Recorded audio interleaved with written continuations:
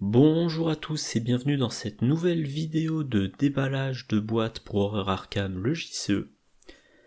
Ça faisait longtemps, 31 mars, la dernière mise en ligne de vidéo, et dernière vidéo où je parlais, c'était le 12 février. Deuxième fois que je fais l'enregistrement, voilà, je vérifie sur OBS. Je vérifie sur OBS, ça marche.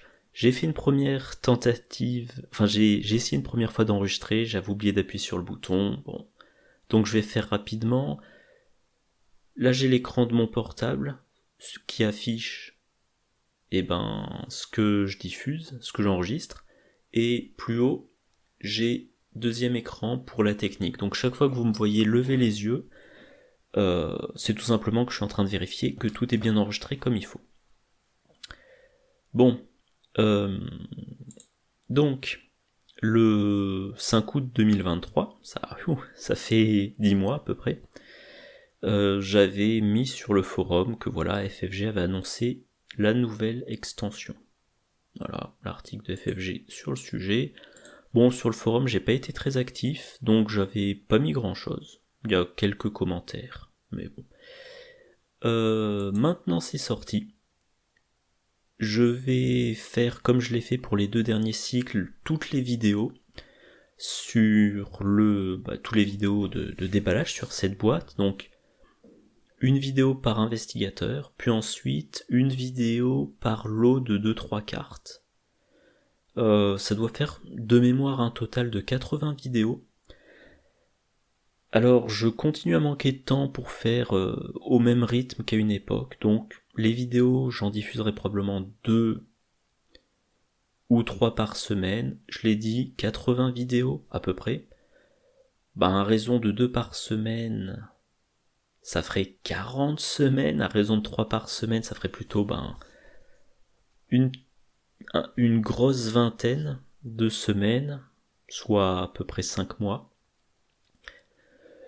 Donc je pense que jusqu'à fin 2024, voilà, vous verrez des vidéos sur cette extension. Et cette vidéo-là, la première, ça va être sur les généralités. Chaque extension a ses spécificités. Et là, je sais plus combien il y en a peut-être 3 ou 4, voilà. On va en parler, et comme d'habitude, index temporel dans le descriptif de la vidéo. Première spécificité, le retour des pions bénis et maudits.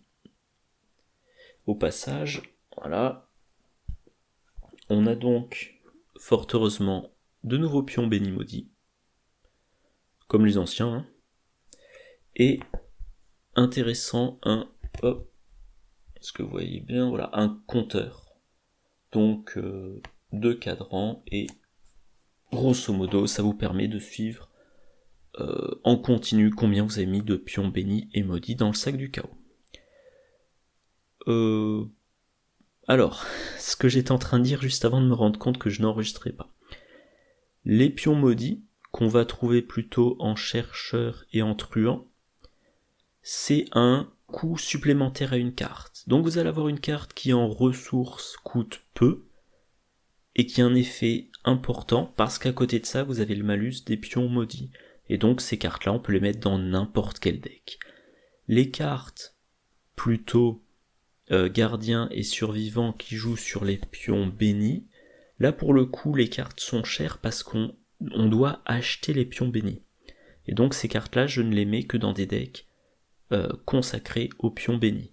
Et donc moi personnellement je suis content d'en avoir plus pour augmenter la diversité de mes pions bénis.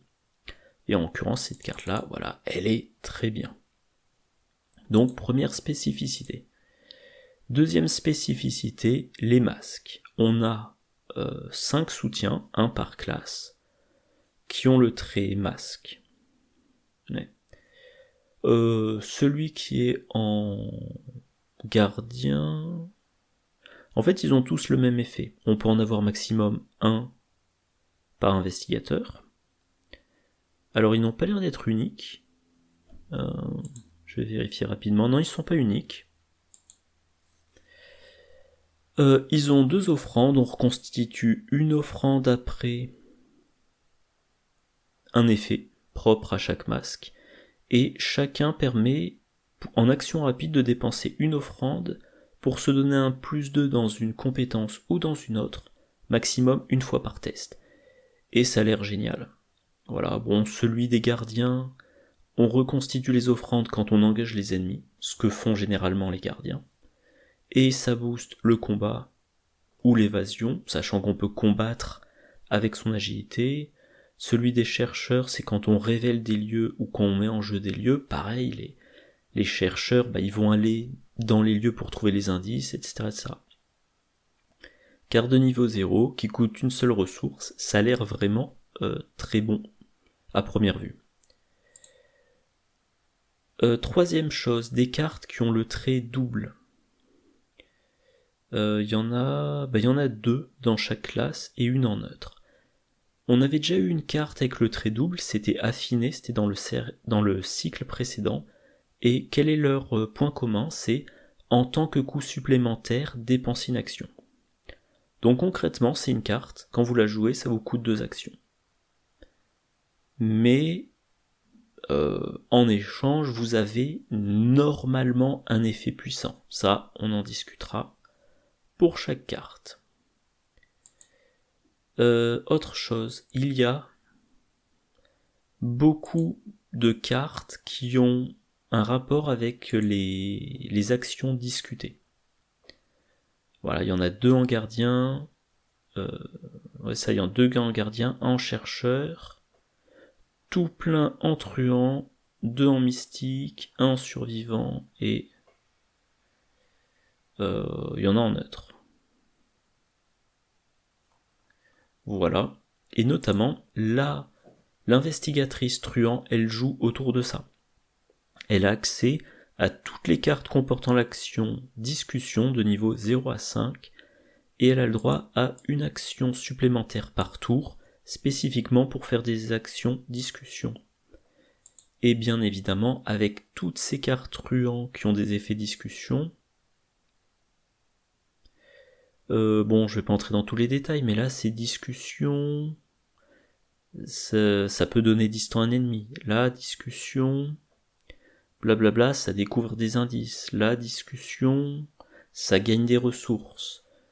Voilà, donc son action supplémentaire, ça pourra faire tout un tas de trucs différents. Alors, un truc qui n'est pas vraiment une spécificité de cette extension, on voit là, donc c'est bien dans l'extension Hemlock, j'arrive pas à mémoriser le nom en français, bon, donc je vais dire Hemlock, dans l'extension Hemlock on a la lame bénie de niveau 4, or la lame bénie de niveau 0, elle est dans la boîte d'Innsmouth. Et et je crois qu'il y a d'autres exemples de ce type-là. Or, si on regarde par exemple le sac à dos, mais il y a d'autres exemples, le sac à dos de niveau 0, c'est dans la boîte La Civilisation oubliée, le sac à dos de niveau 2, c'est dans le renouveau de la Civilisation oubliée. Là, au moment où j'enregistre, le 28 juin, FFG vient d'annoncer le retard de la distribution du cycle Les Dévoreurs de Rêves en nouveau packaging, donc une boîte pour les scénarios, une boîte pour les cartes joueurs.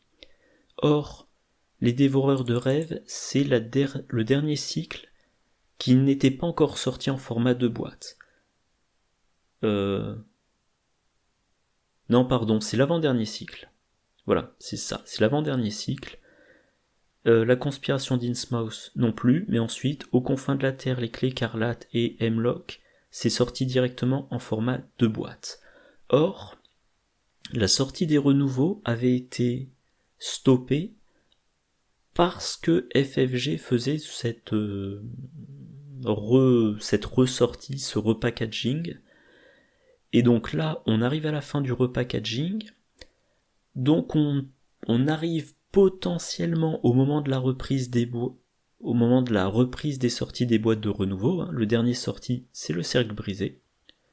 C'est-à-dire là. Le renouveau des dévoreurs de rêves n'a pas été annoncé, et on voit qu'on a dans un nouveau cycle la version améliorée d'une carte de niveau 0 d'un cycle précédent, alors que cette sortie de carte améliorée, on aurait pu l'attendre dans le renouveau. Moi, la lame bénie de niveau 4, je l'attendais dans le enfin, je dis pas que j'attendais la sortie spécifiquement de cette amélioration, mais une amélioration d'une carte de niveau 0 du cycle de la conspiration d'Innsmouth, voilà, je sais pas, la lame bénie, ou rituel de sanctification, ou je sais pas moi, dissimulation, etc., etc. J'attendais ça dans le renouveau de la conspiration d'Innsmouth. C'est donc l'existence de la lame bénie de niveau 4 dans cette boîte, ça me fait douter de la sortie un jour des renouveaux des derniers cycles. On verra.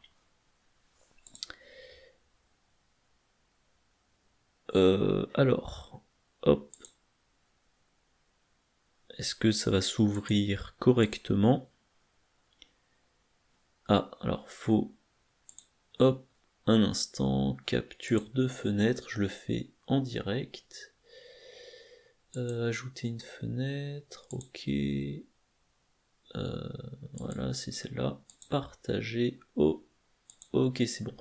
Donc j'avais fait un planning de sortie. Bon, voilà.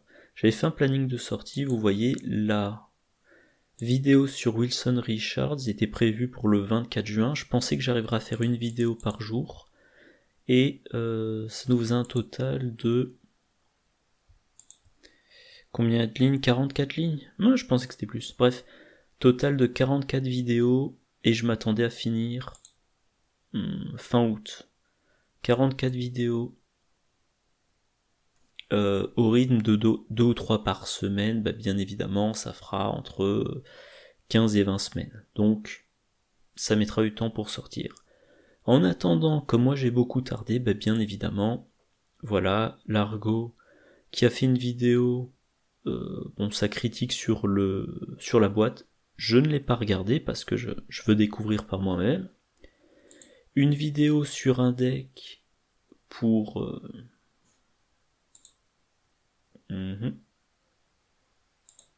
Hop, voilà, on va faire disparaître les suggestions de YouTube. Et évidemment, ça lance la vidéo, saleté de YouTube. Donc voilà, une vidéo sur un deck Wilson Richards. Il a commencé donc il y a 2 mois. Enfin, 2 mois. Voilà, 31 mars, premier scénario. Je crois que depuis, il les a tous faits. Encore une fois, je ne regarde pas les vidéos de partie des autres tant que j'ai pas moi-même joué la campagne 2-3 fois. Ah, ma webcam a disparu.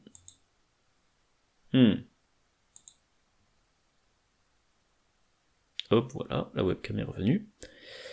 Et puis, Out of Ammo, Out of Time, qui a fait une vidéo, et bien évidemment, la Horreur Arkham JCE TV. Voilà, voilà. Donc moi, je vais faire ces vidéos-là. J'ai déjà commencé à préparer celle... Alors... Bon, je vais vous le dire au lieu de vous le montrer, ce serait plus rapide. J'ai déjà commencé à préparer ma vidéo sur Wilson Richards. Enfin, je l'ai déjà préparée en entier. J'ai commencé à préparer celle sur Kate Winthrop. J'ai préparé, voilà, je sais pas, les premières de Gardien. Ce week-end, je vais en enregistrer quelques-unes. Je vais rencontrer un petit problème à un moment donné avec la carte, voilà, Myconide affamée. Parce que les cartes à identifier, moi ce que je fais, je crois que je l'ai déjà dit dans plein de vidéos, je ne regarde pas ce que fait la carte tant que je ne l'ai pas identifiée dans le cadre d'une campagne. Enfin, jusqu'à présent, j'ai toujours fait ça. Donc si je veux la commenter dans une vidéo, il faut d'abord que je fasse une partie. Et que lors de cette partie, j'identifie, que je regarde entre deux scénarios lequel des 3 exemplaires je veux mettre dans mon deck. Bon, bref. Bref. Donc voilà. Vendredi 28 juin, cette vidéo-là, je la mets en ligne. Peut-être ce soir, peut-être ce week-end. Et si tout se passe bien, lundi, vidéo sur Wilson Richards. Et milieu de semaine prochaine, Kate Winthrop. Voilà. Ah, j'ai oublié un dernier truc, pardon. Dans les spécificités de ce cycle, mais bon, ça concerne pas directement les cartes joueurs, il y a un nouveau mot-clé pour les ennemis, c'est furtif. Grosso modo, je crois que c'est furtif, oui. Grosso modo, maintenant, il y a certains ennemis, quand ils sont attaqués ou quand ils attaquent, et ben après la résolution de l'attaque, ils vont essayer de s'éloigner des investigateurs. Voilà. Mais encore une fois, c'est plus une spécificité des scénarios que des cartes joueurs. Bon. 16 minutes, ouais. 16 minutes moins les 5 minutes de ratage au début. Je pense que ça suffit, donc je vais vous souhaiter une bonne journée, une bonne soirée, de bonnes parties, et je vous dis à dans quelques jours pour la suite. Au revoir.